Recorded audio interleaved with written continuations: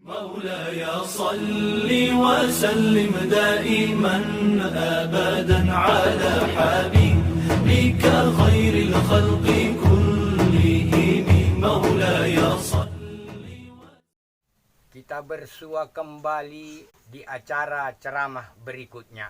Ceramah ini untuk menyambung ceramah yang kemarin, yaitu tentang ucapan Bismillahirrahmanirrahim. Tetapi untuk ceramah ini ditujukan kepada para ulama-ulama di sejajaran jazirah tanah Arab, yaitu termasuk para ulama-ulamanya di Arab Saudi. Sebenarnya para ulama-ulama ini telah menyimpang dari ajaran-ajaran Islam, yaitu ajaran-ajaran Islamnya yang dianjurkan Rasul Muhammad kepada umatnya.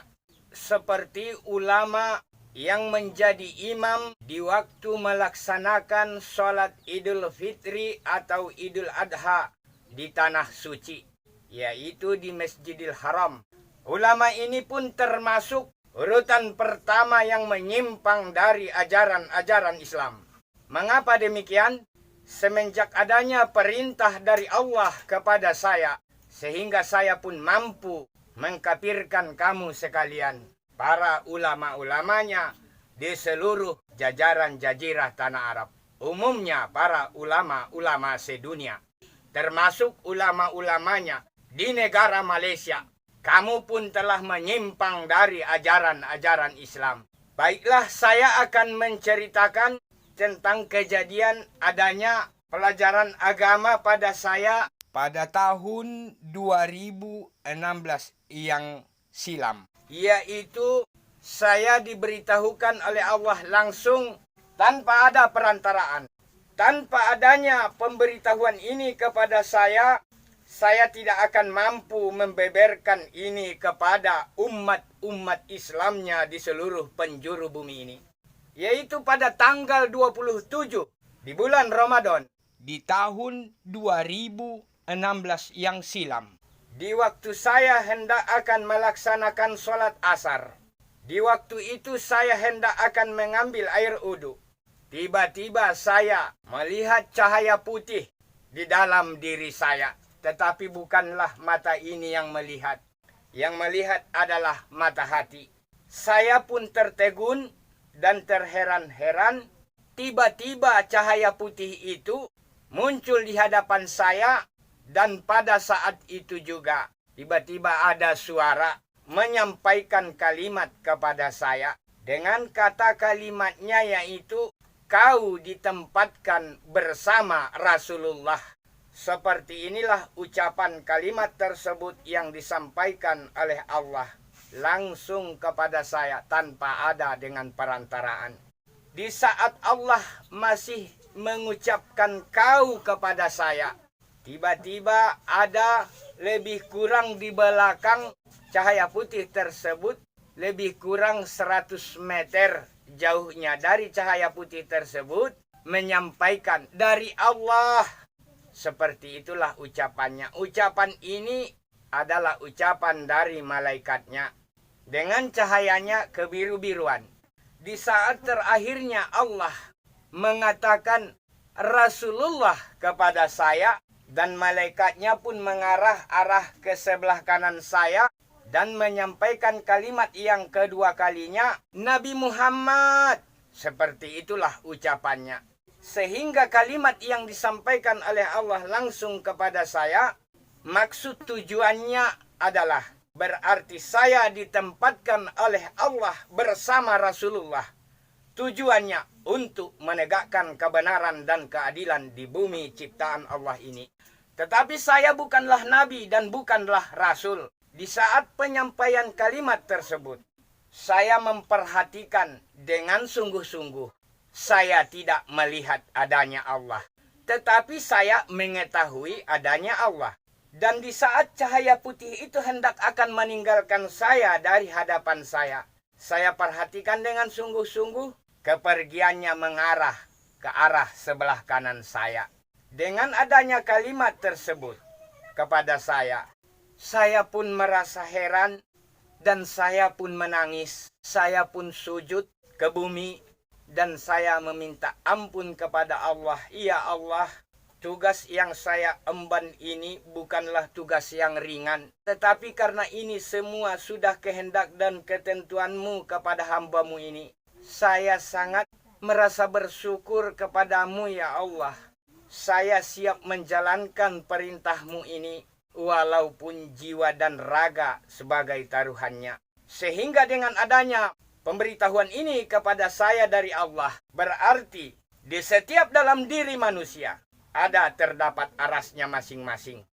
Jadi sekecil apapun perbuatan kita di dunia ini, katakanlah sekecil-kecilnya buang air saja, walaupun di dalam rumah dan di dalam kamar, kita tidak luput dari pantauan oleh Allah dan pantauan para malaikatnya. Karena apa? Di setiap dalam diri manusia terdapat arasnya masing-masing. Dan kita selalu dipantau oleh Allah dan para malaikatnya.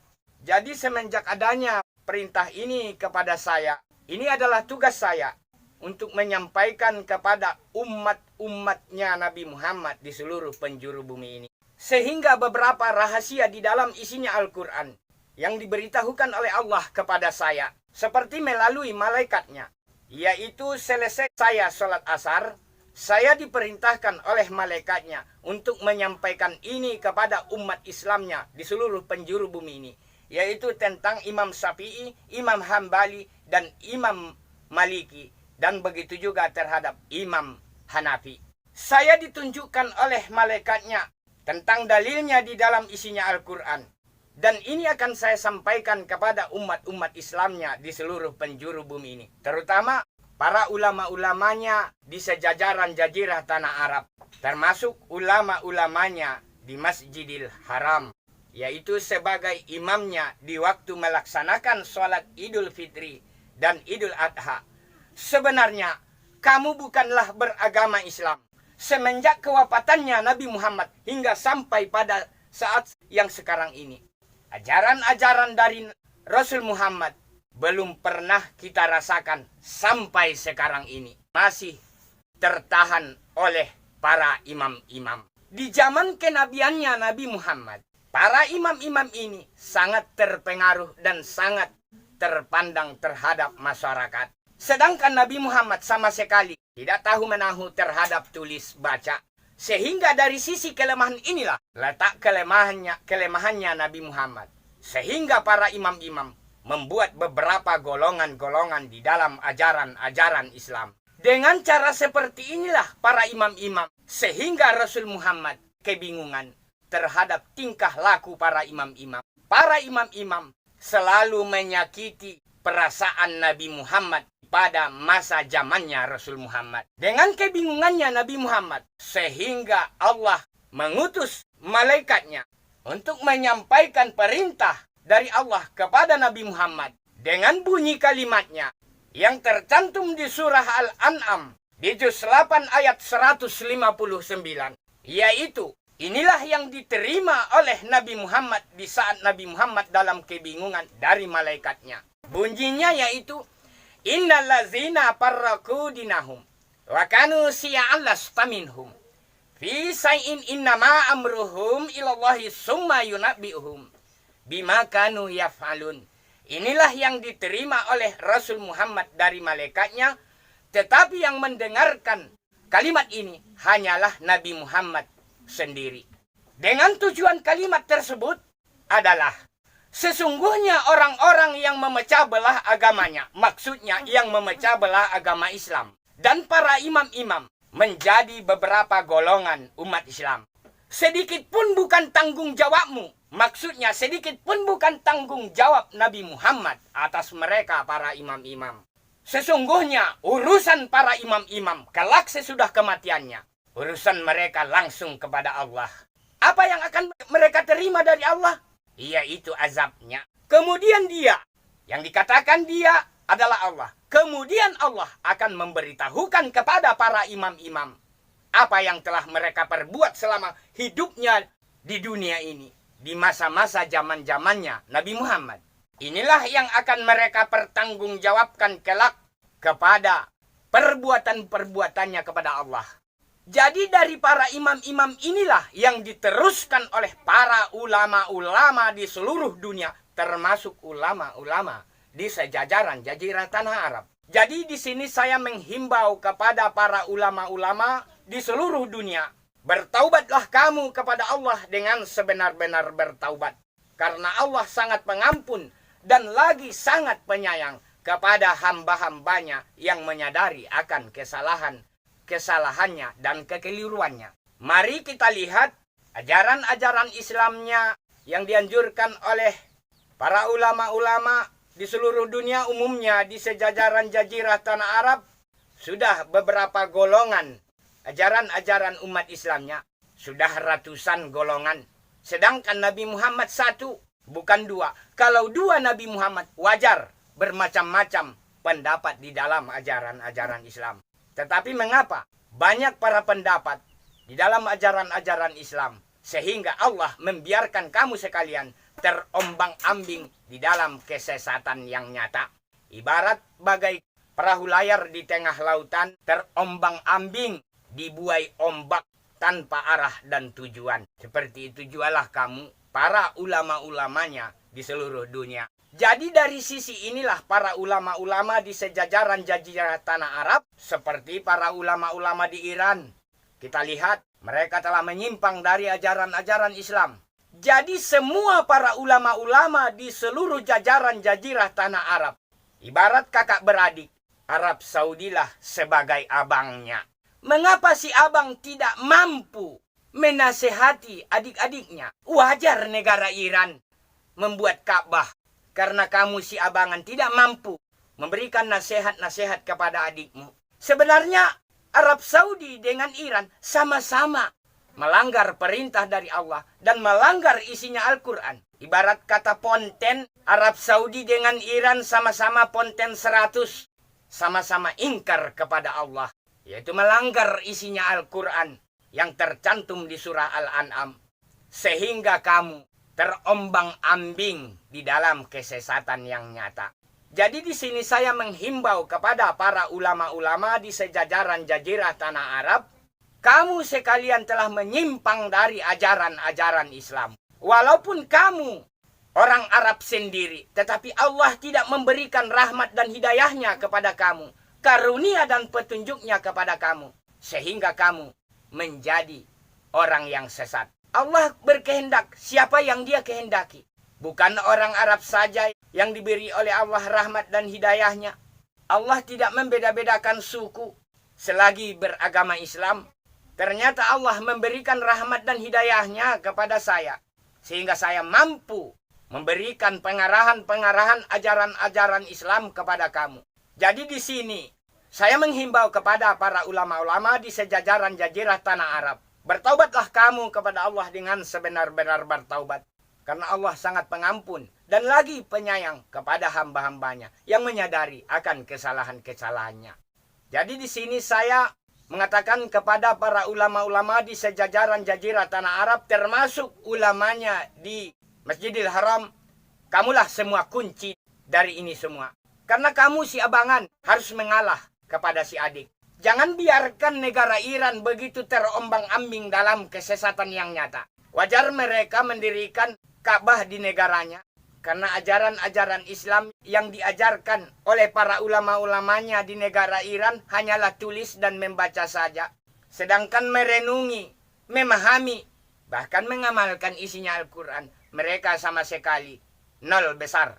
Seandainya orang Iran mampu mengetahui, merenungi, memahami isinya Al-Quran, mereka tidak akan berani bermain-main terhadap Allah dan Rasul-Nya. Apabila mereka bermain-main terhadap Allah dan Rasul-Nya, berarti mereka bermain-main dengan kebodohan di dalam ajaran-ajaran Islam. Karena di setiap dalam diri manusia, di setiap manusia, kullu nafsin za'iqatul maut, di setiap yang bernyawa akan merasai maut. Apabila mereka mengetahui seperti ini, mereka tidak akan berani berbuat macam-macam terhadap Allah dan Rasul Muhammad. Jadi di sini saya menghimbau kepada para ulama-ulama di sejajaran jazirah tanah Arab, bertaubatlah kamu kepada Allah.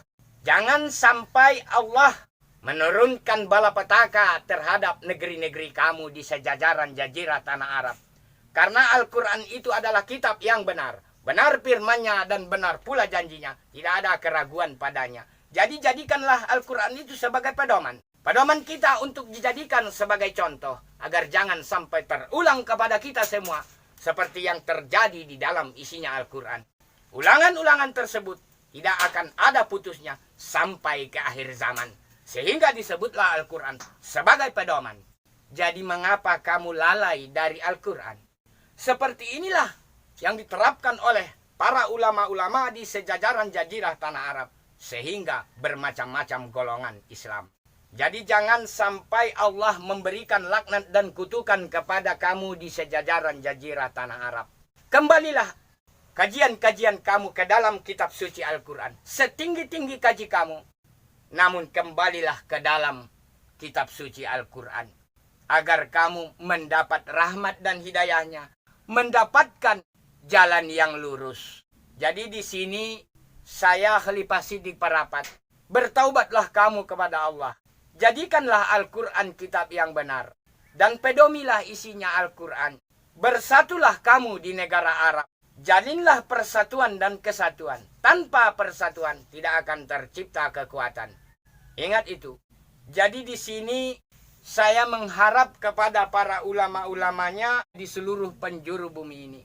Marilah kita sama-sama merenungi, memahami, dan mengamalkan isinya Al-Quran yang tercantum di surah Al-An'am di juz 8 di ayat 159. Kalau kamu sekalian selalu melanggar isinya Al-Quran, jadilah kamu seperti nama surah Al-An'am. Nama surah Al-An'am bukanlah asal sembarang nama surah. Mempunyai makna dan arti. Bagi siapa umat Islam yang melanggar isinya surah Al-An'am, terutama di juz 8 ayat 159. Jadilah kamu sekalian seperti nama surah tersebut. Yaitu binatang ternak. Lebih hina daripada hewan. Inilah dalam ketentuan Allah terhadap hamba-hambanya yang melanggar isinya surah Al-An'am. Mengapa saya katakan lebih hina daripada hewan? Kelak sesudah selesainya hisab, hamba-hambanya akan digiring ke neraka jahanam dengan kaki terantai. Kakinya dirantai. Sudah kan lebih hina daripada hewan. Jadi di sini saya menganjurkan kepada para ulama-ulamanya di sejajaran jazirah tanah Arab, termasuk pengurus Masjidil Haram, belajarlah kamu terhadap ucapan Bismillahirrahmanirrahim. Karena di ucapan Bismillahirrahmanirrahim inilah kunci semua di dalam ajaran-ajaran Islam. Kunci semua di dalam ajaran-ajaran kitab suci Al-Quran. Karena di ucapan Bismillahirrahmanirrahim kita renungi, kita pahami, dan kita amalkan. Kalau sanggup memahami, tentu akan mengamalkan. Kalau tidak sanggup, jangan diamalkan. Nanti sesat jadinya. Untuk merenungi dan memahami isi Bismillahirrahmanirrahim, disinilah kita mengetahui betapa kuasanya Allah terhadap semua ciptaannya. 7 lapis langit dan bumi, semua isinya ada terkandung di dalam Bismillahirrahmanirrahim. Dan begitu juga ada terkandung di dalam isinya Al-Quran. Sekecil-kecilnya biji jarah, sebesar-besarnya induk gajah. Semua rahasia Allah subhanahu wa ta'ala di dalam bumi ini. Semua isi bumi ini. Sekecil-kecilnya biji jarah. Apa yang Anda katakan? Sekecil-kecilnya rahasianya terhadap isi bumi. Sudah ada di dalam isinya Al-Quran. Ilmu teknologi ada di dalam isinya Al-Quran. Segala penyakit yang ada didatangkan oleh Allah di muka bumi ini. Katakanlah penyakitnya 100 macam, sudah ada obatnya di dalam isinya Al-Quran. 100 macam pula. Bencana yang didatangkan oleh Allah terhadap isi bumi, gara-gara ulah manusia itu sendiri. Oleh karena itu, para ulama-ulama di seluruh dunia, umumnya di sejajaran jazirah tanah Arab, kunci utama ajaran-ajaran Islam itu paling tertinggi dan paling utama adalah Bismillahirrahmanirrahim. Seperti yang saya jelaskan di ceramah pertama. Apabila kamu sudah mampu merenungi, memahami isinya ucapan Bismillahirrahmanirrahim, Anda sudah tamat di Al-Quran. Tinggal pengamalannya saja. Jadi ucapan Bismillahirrahmanirrahim inilah kita gali sedalam-dalamnya. Dan kita meminta kepada Allah. Selesai sholat, kita zikirullah. Dengan yang khusyuk seperti yang saya jelaskan di ceramah pertama cara zikirnya. Allah pengasih dan penyayang. Tentu sekali Allah akan memberikan rahmat dan hidayahnya kepada kita semua. Allah sangat menyayangi hambanya. Bagi hambanya yang selalu taat kepada perintahnya dan tunduk kepada suruhannya. Ucapan menyembah Allah ini bukanlah ditujukan kepada Allah. Menyembah tujuannya ini kepada Tuhan. Yaitu bangsa jin yang selalu menuhankan dirinya. Yang banyak dituhankan oleh manusia. Jadi untuk itu saya menghimbau kepada umat Islam di seluruh jajaran jazirah tanah Arab. Terutama ulama-ulamanya di Indonesia. Ulama-ulamanya di Indonesia pertama sudah melanggar Al-Quran. Seperti yang saya sebutkan tadi. Yang kedua sudah melanggar ucapan syahadat. Yang ketiga sudah melanggar menggambar-gambarnya Nabi Ibrahim. Jadi yang tiga ini kamu bukanlah beragama Islam. Kitab suci Al-Quran datangnya dari Rasul Muhammad. Rasul Muhammad menitipkan kepada umatnya, yaitu kitab suci Al-Quran, untuk kita jadikan sebagai pedoman. Pedoman kita untuk dijadikan sebagai contoh. Contohnya, agar jangan sampai terulang kepada kita seperti yang terjadi di dalam isinya Al-Quran. Karena Al-Quran ini akan berlaku sampai ke akhir zaman. Jadi ulangan-ulangan isinya Al-Quran akan berlaku sampai ke akhir zaman. Kalau kamu sekalian percaya dengan kitab suci Al-Quran. Karena kitab suci Al-Quran adalah kitab yang benar. Benar firman-Nya dan benar pula janjinya. Tidak akan ada keraguan di dalam isinya kitab suci Al-Quran. Jadi kitab suci Al-Quran inilah kita jadikan sebagai pedoman. Pedoman kita dijadikan sebagai contoh. Jadi para ulama-ulama di seluruh negeri ini, terutama ulama-ulama paling terkemuka di seluruh negeri ini. Seperti yang saya sebutkan di ceramah yang pertama, ibarat ilalang. Ilalang inilah ulama-ulama kedaerahan. Sedangkan ulama yang paling terkemuka di negeri ini, tak ubahnya seperti angin. Kemana angin berhembus ke situlah ilalang akan mengikuti. Jadi di tiga macam ini, di tiga perkara ini, para ulama-ulama Indonesia melanggar kitab suci Al-Quran di surah Al-An'am di juz 8 ayat 159. Yang kedua, melanggar ucapan syahadat. Yang ketiga, kamu sudah lancang menggambar-gambarnya Nabi Ibrahim. Padahal Nabi Ibrahim itu lebih tertinggi derajatnya daripada Nabi Muhammad. Mengapa kamu sanggup menggambar-gambar Nabi Ibrahim? Lebih tertinggi derajat Nabi Ibrahim daripada Nabi Muhammad. Agama Islam ini lebih pertama Nabi Ibrahim daripada Nabi Muhammad. Seperti disebutkan di dalam isinya kitab suci Al-Quran. Di dalam isinya kitab suci Al-Quran disebutkan bahwa derajat Nabi Ibrahim lebih tertinggi daripada derajat Nabi Muhammad. Apa bunyinya? Summa auhayna ilaika anittabi millata Ibrahim hanif. Wa ma kana minal musyrikin. Kemudian Allah dan malaikatnya mewahyukan kepada Nabi Muhammad. Ikutilah agama Nabi Ibrahim yang hanif. Dan Nabi Ibrahim bukanlah termasuk orang yang musyrik. Inilah membuktikan bahwa Nabi Ibrahim lebih tertinggi derajatnya daripada Nabi Muhammad. Tanpa Nabi Ibrahim tidak akan ada tanah suci. Tanpa Nabi Ibrahim tidak akan ada berdiri Ka'bah. Dan tanpa Nabi Ibrahim tidak akan ada pelaksanaan haji. Dan tanpa Nabi Ibrahim tidak akan ada hukum suci. Jadi ajaran-ajaran ini masih diikuti oleh Rasul Muhammad. Sehingga kamu, para ulama-ulamanya, termasuk ulama-ulama terkemuka di negeri ini, sudah lancang sekali menggambar-gambar Nabi Ibrahim. Hukum suci dengan hukum sunat tidak sama. Tidak sama. Kalau hukum suci, ibarat kita mau berumah tangga ataupun bernikah. Hukumnya hukum suci yang dilaksanakan oleh Nabi Ibrahim yang diikuti oleh Rasul Muhammad. Tidak kita ikuti, akan mendapat dosa. Tetapi kalau hukum sunat, tidak akan mendapat dosa. Karena itu bukanlah hukum sunat. Hukum suci. Beda hukum suci dengan hukum sunat. Jadi sudah lancang sekali kamu menggambar-gambarnya Nabi Ibrahim. Di 3 perkara ini saja kamu sudah lari dari ajaran-ajaran Islam. Yaitu kamu sudah melanggar syahadat. Menduakan Allah. Bagi siapa umat Islam menyebut nama Allah terhadap Tuhan dan menyamakan Tuhan dengan Allah, dia sudah termasuk manusia yang syirik. Dosa syirik, Allah tidak akan mengampuninya. Jadi kamu sekalian sudah syirik. Menduakan Allah. Jadi semua amalan-amalan dan perbuatan-perbuatan kamu di dalam melaksanakan ajaran-ajaran Islam hanyalah sia-sia. Mengapa demikian? Karena kamu bukanlah beragama Islam. Di saat-saat Anda ingin melaksanakan sholat fardu yang 5 waktu, terlebih dahulu Anda akan mengumandangkan seruan azan. Seruan azan Anda tak ubahnya seperti anjing menggonggong pada buruannya. Sia-siakan azan kamu. Mengapa demikian? Karena sudah menduakan Allah.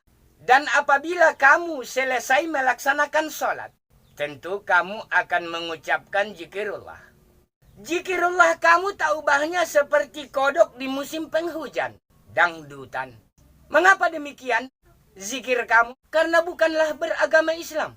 Jadi Rasul Muhammad di yaumil hisab nanti, Rasul tidak akan mengakui kamu sekalian sebagai umatnya. Jadi siapa yang sanggup menyapaatkan kamu di yaumil hisab, di hari perhitungan? Minta pertolonganlah kamu kepada imam-imam. Karena inilah ikutan kamu. Imam Syafi'i, Imam Hambali, Imam Maliki, dan Imam Hanafi. Kesinilah kamu meminta pertolongan. Kalau mereka sanggup, satu-satunya yang sanggup menyapaatkan umat Islam tiada lain. Malaikat Jibril pun tidak sanggup membela kita. Satu-satunya yang sanggup membela kita adalah Rasul Muhammad. Jadi mengapa kamu menganggap enteng, menganggap remeh terhadap ajaran-ajaran Islam? Karena kamu tidak mampu merenungi terhadap Bismillahirrahmanirrahim. Kalau kamu mampu merenungi Bismillahirrahmanirrahim, kamu tidak akan berani menganggap remeh terhadap ajaran-ajaran Islam. Apabila kamu mampu merenungi Bismillahirrahmanirrahim, di sini kamu akan menemukan tidak ada bandingnya kekuasaan Allah terhadap semua ciptaannya. Tetapi karena kamu tidak mampu merenungi Bismillahirrahmanirrahim, sehingga kamu menganggap senda gurau ajaran-ajaran Islam. Carilah harta sebanyak-banyaknya di duniamu, seakan-akan hidupmu masih berumur panjang. Tetapi renungkanlah umurmu yang telah engkau lalui. Di suatu saat kau akan sampai ke tempat tujuan. Apa tujuanmu? Yaitu kematian. Berapa tahun Anda hidup di dunia? Hanya puluhan tahun hidup di dunia. Sedangkan di alam penantian atau alam menunggu. Menunggu kapan datangnya hari kiamat. Ribuan tahun. Semenjak wafatnya Nabi Adam beserta dengan umat-umatnya. Sampai kepada Nabi Muhammad beserta dengan manusia-manusianya. Sampai sekarang mereka masih menunggu di alam arwah. Mereka masih menunggu. Di alam inilah kita menunggu. Sesudah kematian kita. Di alam inilah kita menunggu. Kapan datangnya hari kiamat. Sudah berapa ribu tahun. Para nabi-nabi dan beserta para umat-umatnya berada di alam menunggu. Kalau dibandingkan dengan alam dunia, hanyalah lebih kurang 2 hari saja. Jadi umur yang sedikit ini kamu abaikan. Allah menciptakan manusia yang paling berharga di dalam diri manusia adalah pikir. Pikir yang sebenar-benar pikir. Jadi pikir inilah yang paling berharga. Anda bisa selamat karena menggunakan pikir. Anda bisa beruntung karena menggunakan pikir. Tetapi Anda bisa sengsara dan melarat. Anda bisa terjerumus. Anda bisa bunuh diri gara-gara kurangnya berpikir. Jadi tidak ada nilainya pikir yang diberikan oleh Allah kepada hambanya. Inilah yang paling berharga. Tetapi mengapa kamu tidak menggunakan senjata pikir? Jadi disinilah letak kelemahan para ulama-ulama di seluruh dunia. Umumnya, terutama ulama-ulamanya di Indonesia. Di 3 perkara ini sudah fatal kamu. Melanggar isinya surah Al-An'am, melanggar ucapan syahadat, menggambar-gambarnya Nabi Ibrahim. Jadi kamu sudah lari dari jalur Islam. Kamu bukanlah beragama Islam.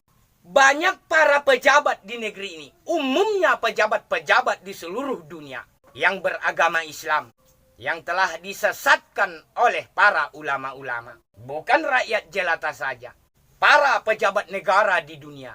Sudah banyak yang kamu jerumuskan. Bukan di pinggir jurang lagi, di dalam jurang. Jadi untuk itu di sini Khalifah Siddiq Parapat menghimbau kepada umat-umatnya Nabi Muhammad. Kembalilah ke ajaran-ajaran Nabi Muhammad. Kembalilah ke jalan yang benar. Jangan diikuti ajaran-ajaran dari imam-imam. Karena Nabi Muhammad satu, bukan dua. Kalau dua Nabi Muhammad wajar berbeda pendapat. Tetapi karena Nabi Muhammad satu, bukan dua. Rasul Muhammad menganjurkan kepada umatnya. Tidak ada perbedaan pendapat di dalam ajaran-ajaran Islam yang dianjurkan Rasul Muhammad kepada umatnya. Dan tidak ada lagi imam ataupun ikutan selain dari Rasul Muhammad. Yang sesungguhnya hanya Rasul Muhammadlah satu-satunya imam dan sekaligus ikutan manusia di dalam ajaran-ajaran Islam. Inilah kunci utama yang dianjurkan Rasul Muhammad kepada umatnya. Tetapi para imam-imam melanggar. Sinilah letak kebodohannya para imam-imam yang diwarisi oleh para ulama-ulama. Para ulama-ulama menerapkan ajaran-ajaran dari imam-imam kepada umat-umatnya Nabi Muhammad. Sehingga ajan kamu seperti yang saya katakan tadi. Seperti anjing menggonggong pada buruannya. Sia-sialah amalan-amalan dan perbuatan-perbuatan kamu sekalian di dalam melaksanakan ajaran-ajaran Islam. Tanpa syahadat yang benar, belum tentu Islam. Hanya masih hunian alam. Jadi para ulama-ulama sudah nyata-nyata melanggar isinya Al-Quran, melanggar ucapan syahadat, dan lancang menggambar-gambar Nabi Ibrahim. Saya mau bertanya kepada ulama-ulama, kamu mampu menggambar-gambar Nabi Ibrahim? Apakah di zaman Nabi Ibrahim masih ada pertinggal gambarnya? Apakah di zaman Nabi Ibrahim sudah ada HP? Sehingga Nabi Ibrahim bisa digambar-gambar. Saya rasa tidak ada HP. Hanya kamu menafsir-nafsir saja. Dan apakah kamu dapat menggambar malaikat menenteng domba terbang di atas? Ini hanyalah tafsir-tafsiran kamu saja. Bukan seperti ini. Ternyata kamu sudah lari dari jalur ajaran-ajaran Islam. Bertaubatlah kamu kepada Allah dengan sebenar-benar bertaubat. Agar kamu disayangi oleh Allah. Wahai umat-umatnya Nabi Muhammad, janganlah kamu mengikuti jejaknya para ulama-ulama. Karena ajaran-ajaran dari mereka adalah ajaran-ajaran jahiliyah. Bukan di zaman Nabi ada zaman jahiliyah. Di zaman sekarang pun ada zaman jahiliyah. Yaitu para ulama-ulama perbuatannya jahil. Sehingga disebut jahiliyah. Mengapa saya katakan perbuatan-perbuatannya jahil? Lihat pekerjaan mereka. Kalau mereka mampu memahami ucapan Bismillahirrahmanirrahim, mereka tidak akan berani membuat logo cap-cap MUI-nya di bahan-bahan makanan yang ada di seluruh negeri ini. Inilah perbuatan jahil. Jadi para ulama-ulama di seluruh dunia, terutama ulama-ulama di Indonesia, sudah lari ke jalur kiri. Mereka tidak mampu mengikuti jalan ihdinas siratal mustaqim, yaitu di ayat ke-6 di surah Al-Fatihah. Jadi yang dikatakan jalan sirat itu ada semasa hidup kita masing-masing. Seperti yang dikatakan oleh ulama, di akhirat nanti katanya ada jalan sirat. Jalan sirat itu kalau yang tidak beramal ataupun beriman, seperti rambut dibelah 7. Bohong. Di sana tinggal penentuan. Yang kita cari bekal amalan ataupun perbuatan kita di dunia ini. 5 waktu sehari semalam sholat dianjurkan oleh Rasul Muhammad kepada umatnya. Dari waktu sholat ke waktu sholat. Di sini kita dianjurkan membaca surah Al-Fatihah. Di dalam surah Al-Fatihah itu bacaannya atau ucapnya di ayat ke-6. ihdinas siratal mustaqim. Tapi kita harus mengetahui kemana arah tujuan yang kita baca. Jangan asal baca saja dan menulis saja tahu. Kalau menulis saja kita tahu, membaca saja kita tahu. Contohnya itu orang Arab. Mereka terombang-ambing. Tetapi baca. Kemana arah tujuan yang kita baca? Renungi, pahami. Apabila sudah mampu memahami, tentu akan diamalkan. Jadi surah Al-Fatihah ini di ayat ke-6. Ihdinas siratal mustaqim. Tunjukilah aku jalan yang lurus. Dari waktu sholat ke waktu sholat yang lain, kita selalu meminta kepada Allah. Selalu ditunjuki jalan yang lurus. Selesai kita sholat, ada tergeletak pena orang di jalan. Jangan ambil. Ada tercecer dompet orang di jalan. Jangan diambil. Kalaupun Anda mengambilnya, siap untuk mengembalikan kepada si yang punya. Kalau Anda ambil, Anda tidak lulus di jalan sirat. Yaitu jalan yang lurus. Jadi jalan sirat itu hanya ada di dunia ini. Yaitu di hadapan kita masing-masing. Mampukah kita berbuat di jalan yang lurus? Apabila Anda mampu berbuat di jalan yang lurus, inilah bekal Anda di yaumil hisab nanti. Dari jauh pun Anda, Rasul sudah mengetahuinya. Rasul Muhammad sudah mengetahuinya. Mengapa Rasul Muhammad mengetahuinya? Karena ada tandanya. Apa tandanya? Terpancar sinar. Ashadu an la ilaha illallah. Wa ashadu anna Muhammadar Rasulullah. Sehingga Rasul Muhammad pun, umatku, Rasul Muhammad langsung menangis. Langsung memeluk ini si umatnya. Jadi jalan sirat itu ada di hadapan kita masing-masing.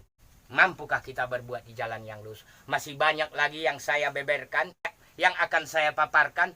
Tetapi mungkin tidak akan bisa saya jabarkan semuanya berhubung dikarenakan adanya keterbatasan oleh waktu.